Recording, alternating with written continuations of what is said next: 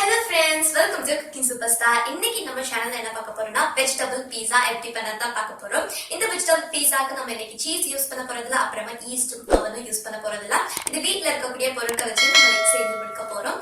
And இதோட taste பாத்தீங்கன்னா சூப்பரா இருக்குங்க. இப்போ இத எப்படி பண்ணதுன்னு வாங்க பார்க்கலாம்.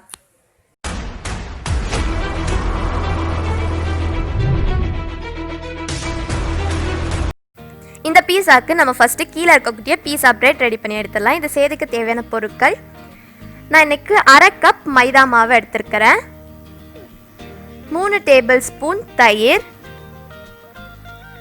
உப்பு தேவையான அளவு, 1/2 டீஸ்பூன் சர்க்கரை, 1 டீஸ்பூன் நெய், 1/4 teaspoon baking soda, 1/4 teaspoon baking powder. இப்போ நம்ம செய்ய ஆரம்பிச்சிடலாம். ஃபஸ்ட்டு நம்ம எடுத்து வச்சுருக்கிற நெய்யை உருக்கி எடுத்துக்கலாம். இப்போ ஒரு மிக்சிங் பவுல் எடுத்துருக்கிறேன். இந்த மிக்சிங் பவுலில் நம்ம மைதா மாவு போட்டுடலாம்.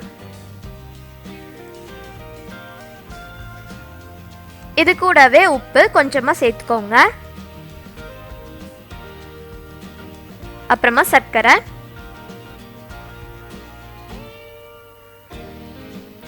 Baking powder, baking soda. நம்ம பேக்கிங் பவுடர் எவ்வளோ எடுக்கிறோமோ அதே அளவு தான் பேக்கிங் சோடாவும் எடுக்கணும். இப்போ இதில் நம்ம நெய் சேர்த்துடலாம். நெய் வந்து உருக்கி தான் சேர்த்துக்கிறேன். இதுக்கு பதிலாக நீங்கள் வெண்ணெய் உருக்குனது கூட சேர்த்துக்கலாம். அப்புறமா தயிர். இதை சேர்த்துட்டு இது எல்லாத்தையுமே நம்ம நல்லா கலந்துக்கலாம். இதை வந்து ஒரு சப்பாத்தி மாவு பதத்துக்கு நம்ம விரவி எடுத்துக்கணும். தேவைப்பட்டுச்சுன்னா இதில் கொஞ்சமாக நம்ம தண்ணி சேர்த்துக்கலாம். ரொம்ப கொஞ்சமாக சேர்த்தா போதும். கரெக்டாக சப்பாத்தி மாவு பதத்தில் இருக்கணும்.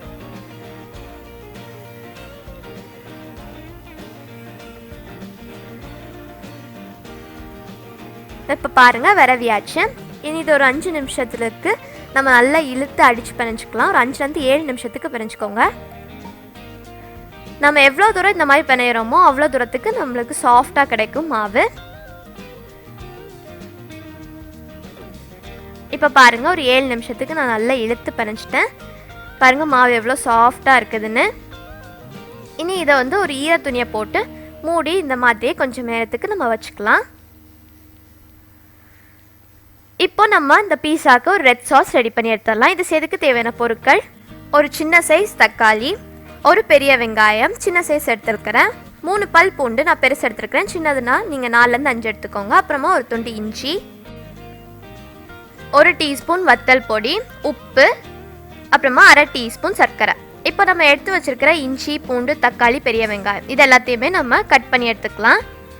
ரொம்ப சின்ன சின்னதாக சாப் பண்ணணும்லாம் இல்லை, ஏன்னா இதை வெட்டிட்டு நம்ம வந்து கிரைண்ட் பண்ண போகிறோம். அதனால் ஓரளவுக்கு கட் பண்ணி எடுத்துக்கோங்க. பாருங்கள், இப்போ கட் பண்ணி எடுத்தாச்சு. ஸ்டவ் ஆன் பண்ணிக்கோங்க. ஸ்டவ்வில் ஒரு கடாய் வச்சுக்கலாம். இந்த கடாயில் நம்ம வெட்டி வச்சிருந்த தக்காளி, பெரிய வெங்காயம், இஞ்சி, பூண்டு இது எல்லாத்தையுமே போட்டுக்கலாம். போட்டு இதை நம்ம வேக வைக்க போகிறோம். வேக வைக்கிறதுக்கு கொஞ்சமாக நம்ம தண்ணி ஊற்றிக்கலாம். பாருங்கள், நான் கொஞ்சமாக தான் ஊற்றிருக்கிறேன். இனி இதை வந்து நம்ம மூடி போட்டு வேக வைக்கணும். மூடி போட்டு இந்த தண்ணிலாம் வத்துற அளவுக்கு நீங்கள் வேக வச்சு எடுத்துக்கோங்க. இப்போ பாருங்கள், தண்ணிலாம் வத்திடுச்சு. இது நம்ம ஸ்டவ் ஆஃப் பண்ணி ஸ்டவ்லேருந்து இறக்கி ஆற வச்சிடலாம். இப்போ நல்லா ஆறிடுச்சு. இதை வந்து ஒரு மிக்ஸி ஜாருக்கு நம்ம ட்ரான்ஸ்ஃபர் பண்ணிக்கலாம். மிக்ஸி ஜாருக்கு மாற்றியாச்சு. இது கூடவே நம்ம கொஞ்சமாக தண்ணி சேர்த்துக்கலாம். ரொம்ப கொஞ்சமாக தான் சேர்த்துருக்கிறேன். இதை கிரைண்ட் பண்ணி எடுத்துடலாம். பாருங்கள், இப்போ கிரைண்ட் பண்ணி ஒரு பேஸ்ட் மாதிரி எடுத்து வச்சுருக்கிறேன். இப்போ ஸ்டவ் ஆன் பண்ணிக்கோங்க. ஸ்டவ்வில் ஒரு கடாய் வச்சுக்கலாம். நான் வந்து ஏற்கனவே காய்களை வந்து வேக வச்ச கடாய் தான் வச்சுருக்கிறேன். கடாய் ஹீட் ஆனதும் இதில் நம்ம எண்ணெய் ஊற்றிடலாம். நான் வந்து தேங்காய் எண்ணெய் எடுத்துருக்கிறேன். ஒரு 2 டேபிள் ஸ்பூன் அளவு தேங்காய் எண்ணெய் ஊற்றிருக்கிறேன். எண்ணெய் சூடாகணும். எண்ணெய் சூடானதும் இதில் நம்ம அரைச்சி வச்சுருந்தோம் இல்லையா ஒரு பேஸ்ட், அதை சேர்த்துடலாம். இப்போ நான் அரைச்சிருந்த மிக்ஸி ஜார்லேயே கொஞ்சமாக தண்ணி சேர்த்து இதில் ஊற்றிக்கிறேன். சேர்த்துட்டு இதை லைட்டாக கிளறி விட்டுக்கலாம். இப்போ இதில் நாம் எடுத்து வச்சுருந்த சில்லி பவுடர் சேர்த்துடலாம். உங்ககிட்ட காஷ்மீரி சில்லி பவுடர் இருந்துச்சுன்னா அதை சேர்த்துக்கோங்க, அது நல்ல கலர் கொடுக்கும். இது கூடவே எடுத்து வச்சுருந்த சர்க்கரை அதையும் சேர்த்துடலாம். சேர்த்துட்டு லைட்டாக கிளறி விட்டுக்கோங்க. இது கூடவே நம்ம உப்பும் சேர்த்துடலாம். உப்பு கொஞ்சமாக சேர்த்துக்கோங்க, ஏன்னா ஏற்கனவே நம்ம பீஸா பிரெட்டுக்கு மாவு வர வச்சுருந்தோம்ல, அதுலேயும் சேர்த்துருந்தோம். பார்த்து சேர்த்துக்கோங்க. சேர்த்துட்டு இதை நல்லா கலந்துடலாம்.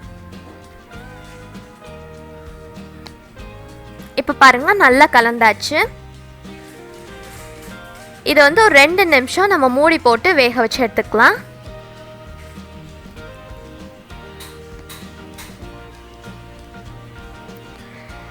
இப்போ ஒரு 2 நிமிஷம் ஆச்சு. பாருங்கள், நம்மளோட ரெட் சாஸ் ரெடி ஆயிடுச்சு. இந்த டைமில் நம்ம ஸ்டவ் ஆஃப் பண்ணி இதை இறக்கி ஆற வச்சிடலாம்.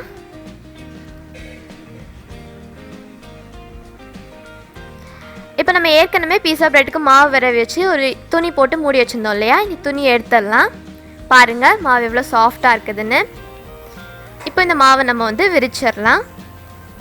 ஒரு சப்பாத்தி கட்டை எடுத்துருக்கிறேன்.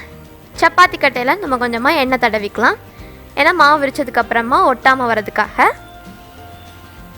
இதில் நம்ம ரெடி பண்ணி வச்சுருந்தா மாவு போட்டுட்டு விரிச்சிடலாம்.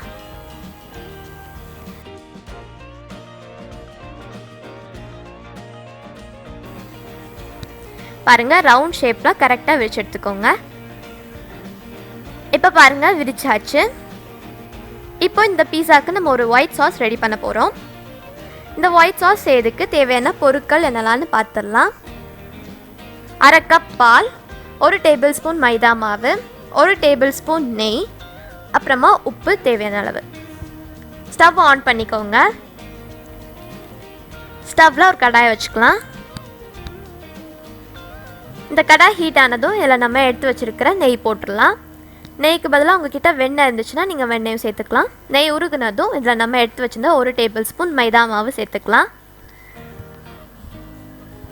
சேர்த்துட்டு இதில் கிளறி விட்டுக்கோங்க. ஒரு 1 நிமிஷத்துக்கு இந்த மாதிரியே நம்ம கிளறி விட்டே இருக்கலாம். இப்போ ஒரு 1 நிமிஷம் ஆச்சு. இதில் நம்ம எடுத்து வச்சுருந்த பாலை கொஞ்சம் கொஞ்சமாக ஊற்றி கலந்து விட்டே இருக்கலாம். நம்ம ஏன் ஒயிட் சாஸ் இப்போ ரெடி பண்ணுறோன்னா, நம்ம ஃபஸ்ட்டே ரெடி பண்ணி வச்சிட்டோன்னா இது கட்டியான மாதிரி ஆயிரும். அதனால நீங்கள் வந்து பீஸா பிரெட்டுக்கு மாவு விரிச்சதுக்கப்புறமா ரெடி பண்ணி எடுத்துக்கோங்க, அப்போ கரெக்டாக இருக்கும். இப்போ பால் எல்லாம் ஊற்றியாச்சு. இது கட்டியாகி வரது வரைக்கும் நம்ம கைவிடாமல் கலந்துகிட்டே இருக்கலாம். இப்போ பாருங்கள், பால் கொஞ்சம் கட்டியாகி வந்திருக்குது. இதில் நான் கொஞ்சமாக இப்போ தண்ணி சேர்த்துக்கிறேன். நான் வந்து 1 டேபிள் ஸ்பூன் அளவு தண்ணி சேர்த்துக்கிறேன். சேர்த்துட்டு இதில் நம்ம கலந்து விட்டுடலாம். இப்போது இதில் நம்ம வந்து உப்பு சேர்த்துடலாம். உப்பு வந்து ஏற்கனவே நம்ம பீஸா பிரெட்டுக்கு வரவன மாவுலையும் ரெட் சாஸ்லையும் சேர்த்துருந்தோம். பார்த்து சேர்த்துக்கோங்க, நான் கொஞ்சமாக தான் சேர்த்துருக்குறேன். சேர்த்துட்டு இதை நம்ம கிளறி விட்டுடலாம்.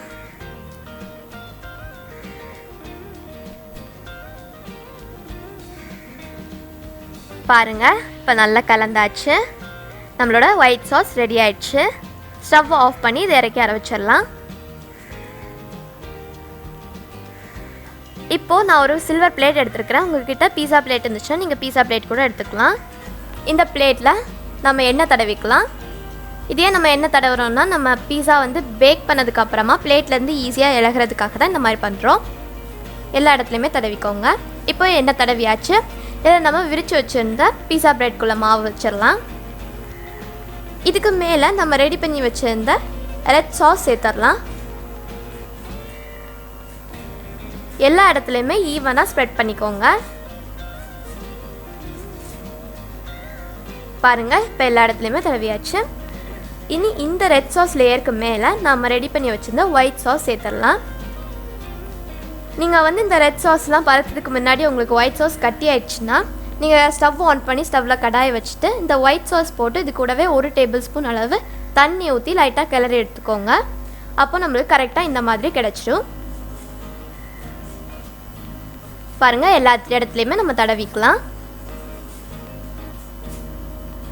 தடவியாச்சு. இப்போ நான் கொஞ்சமாக வெஜிடபிள்ஸ் கட் பண்ணி வச்சுருக்கிறேன். நான் டொமேட்டோ, கேப்சிகம், அப்புறமா ஆனியன் கட் பண்ணி வச்சுருக்கிறேன் நீளமாக. இது வந்து இந்த ஒயிட் சாஸ் லேயருக்கு மேலே வச்சிடலாம். நீங்கள் இதுக்கு பதிலாக உங்ககிட்ட என்ன வெஜிடபிள்ஸ் இருக்கோ அதை நீங்கள் எடுத்துக்கலாம். மஷ்ரூம் இருந்துச்சுன்னா மஷ்ரூம் எடுத்துக்கலாம். பாருங்கள், நான் எல்லாத்தையுமே வச்சுட்டேன். இனி இதுக்கு மேலே நான் கொஞ்சமாக சில்லி ஃப்ளேக்ஸ் எடுத்து வச்சுருக்கிறேன். இதை மேலே இந்த மாதிரி தூவிக்கலாம். இது வந்து ஆப்ஷனல் தான். இது நம்ம சேர்த்தோன்னா பார்க்குறதுக்கும் நல்லாயிருக்கும், டேஸ்ட்டும் நல்லாயிருக்கும். இனி பேக் பண்ணிட வேண்டியதான். ஸ்டவ் ஆன் பண்ணிக்கோங்க. ஸ்டவ் வந்து மீடியமில் வச்சுருக்கிறேன் ஃப்ளேம்.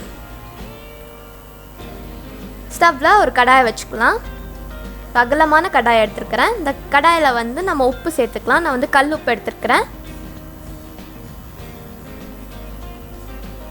உப்பு போட்டுட்டு இதுக்கு மேலே நம்ம ஒரு ஸ்டாண்டு போட்டுக்கலாம். உங்ககிட்ட இந்த மாதிரி ஸ்டாண்ட் இல்லைன்னா நீங்கள் வந்து குழி பிளேட்டை நீங்கள் திருப்பி கமத்தி கூட போட்டுக்கலாம். இப்போ இதை மூடி போட்டு ப்ரீ ஹீட் பண்ணி எடுத்துக்கலாம் ஒரு 15 நிமிஷத்துக்கு. இப்போ ஒரு 15 நிமிஷம் ஆச்சு. நம்ம மூடி எடுத்துடலாம். மூடி எடுத்துட்டு நம்ம பீஸா பிளேட்டை உள்ளே வச்சிடலாம். பாருங்கள், வச்சாச்சு. இனி இதை மூடி போட்டு நம்ம லோ ஃப்ளேமில் ஒரு 20லேருந்து 25 நிமிஷம் வரைக்கும் பேக் பண்ணி எடுத்துக்கலாம். நம்ம ஏற்கனவே ப்ரீ ஹீட் பண்ணும்போது மீடியமில் வச்சுருந்தோம் இல்லையா, இப்போ வந்து ஃப்ளேமை லோவில் வச்சுக்கோங்க. இப்போ பாருங்கள், ஒரு 25 நிமிஷம் ஆச்சு. மூடி எடுத்துடலாம். பாருங்கள், பீஸா எவ்வளோ சூப்பராக பேக் ஆகிருக்குதுன்னு பார்க்குறதுக்கே ரொம்ப சூப்பராக இருக்குது. இப்போ நான் ஸ்டவ்வை ஆஃப் பண்ணிட்டேன். இந்த பிளேட்டை நம்ம கடாயிலேருந்து எடுத்துடலாம். எடுத்து ஆற வச்சுக்கோங்க. ஆனதுக்கப்புறமா நான் வந்து ஒரு பிளேட்டுக்கு ட்ரான்ஸ்ஃபர் பண்ணி வச்சுருக்கிறேன். பாருங்கள் எவ்வளோ சூப்பராக இருக்குதுன்னு. இதை நம்ம கட் பண்ணிடலாம். உங்ககிட்ட பீஸா கட்டர் இருந்துச்சுன்னா பீஸா கட்டர் வச்சு நீங்கள் கட் பண்ணிக்கோங்க. அப்படி இல்லைன்னா நம்ம சாதா கத்தியை வச்சே கட் பண்ணி எடுத்துக்கலாம். நம்ம பீஸாவில் ஒயிட் சாஸ் வச்சுருந்தோம் இல்லையா, அது வந்து மாய்ஸ்டாக இருக்குது. கீழே இருக்கக்கூடிய பீஸா பிரெட் வந்து சூப்பராக பேக் ஆகிருக்குது. பார்க்குறதுக்கே அவ்வளோ சூப்பராக இருக்குது. பாருங்கள், நான் எடுத்து காணிக்கிறேன். ரொம்ப சூப்பராக வந்திருக்குது. ஸோ இதோட டேஸ்ட்டும் பார்த்திங்கன்னா அட்டகாசமாக இருக்கும். இது நம்ம வீட்டில் இருக்கக்கூடிய பொருட்கள் வச்சு ஈஸியாக செஞ்சு முடிச்சிடலாம். ஸோ இதை மறக்காமல் நீங்களும் உங்கள் வீட்டில் ட்ரை பண்ணி பார்த்துட்டு இதை பற்றின ஃபீட்பேக்கை எனக்கு கமெண்ட்ஸ் வழியாக தெரியப்படுத்துங்க. அண்ட் இந்த வீடியோ உங்களுக்கு பிடிச்சிருந்துச்சுன்னா இந்த வீடியோவுக்கு லைக் கொடுங்க. அண்ட் இந்த வீடியோ உங்களுக்கு தெரிஞ்சவங்களுக்கு ஷேர் பண்ணுங்கள். நம்ம சேனல் இன்னும் சப்ஸ்கிரைப் பண்ணலைன்னா சப்ஸ்கிரைப் பண்ணிக்கோங்க. தேங்க்யூ.